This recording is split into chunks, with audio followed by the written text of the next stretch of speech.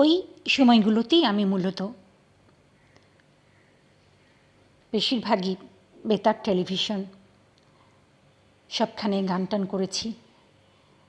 শিল্পকলা academy, stage, বিভিন্ন add, চলচ্চিত্রে কোরাস,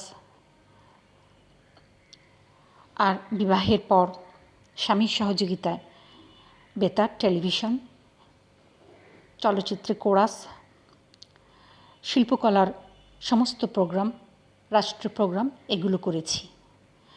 তারপর আমি অসুখ বিসুখে ভুগেছি অনেক, তারপরেও 19-20 বছর আমি ধরে রেখেছি।